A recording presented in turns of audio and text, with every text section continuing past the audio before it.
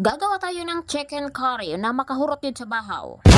Hello mga kalamay, magandang araw sa inyong lahat. For today's video, magiging chief cook muna tayo. Siyempre, kailangan natin ng manok dito. Tinatlo ko na para hindi bitin. Sobrang bata talaga ng manok, parang 12 anyos lang to. Baka magka-child abuse ako neto. Na-slice ko na nga yung hita niya at transition na tadayo. Hinugasan ko na nga ng malinis na tubig. Yung manok pala natin ay Bisaya yan, hindi English. What? Kapag Bisayang manok talaga, masarap yan sa tinula. Kaso maiba yung sa akin dahil gusto ko chicken curry naman. Why? Kailangan lang natin i-chop ito. Dahil yung kakain sa ating chicken curry ay isang buong barangay. Why? Ang dami naman. Syempre hindi kompleto yung chicken curry natin kapag walang patatas at carrots. At sabi na nga ng iba, pwede na daw hindi ito balatan. Dahil yung mas madami yung resistensya kapag merong balat. Why? Balat na lang yung kakainin natin. Pagkatapos kong nabalatan lahat ng mga ingredients, why? Ingredients good. Gulay ba? Parts rin naman yan sa ingredients. Why? Epal ka dyan. Siyempre ayokong patakaratag slice dira. Gusto po kog design.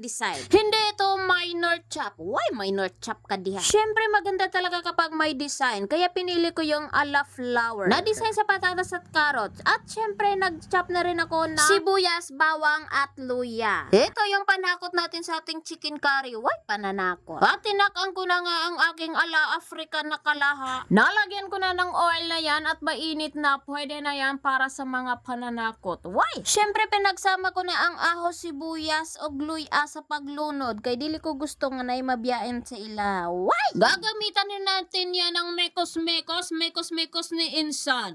Mekos lang yan hanggang maging golden brown. Kung bet nyo ang sunog na mga pananakot, pananakot yun. Nakadepende na po yan sa inyo. So, eto na nga, pwede na to para sa karne. Ako to na ning lundan diring dapita. Hindi na tayo magpadugay-dugay kay basin mang lupad ni ang atong manok diring dapita. Ato na nang ilunod-lunod dira. Kumbati po ning tiilo. Yung lulutuin pala natin ay ala hotel na chicken curry. Siyempre masarap to dahil ala hotel nga eh. Pagkatapos kong malunod lahat ng karne, nalagyan ko ng asin at betchin. Para naman manuot-suot yung sarap. Why? At mekos lang yan. Bidang sa tinuod lang yun, ato sa nagipakupsan siya darang dapita. Kay para mawala na iyang langsa. Why? Mura pog chief cook yung tinuodo. Ay sa murag dako kay kagkamot kay sa kalaha. Why? Taklo ba na dayon nato na diha? After 3 days, grabe 3 days gyud. Murag okay na ginatong karne dira. Busa dili na ta maglangan-langan nato na nang ilunod ng carrots og patatas kay base natong manok magmahay na dirang dapita. Mulupad na hinuon na.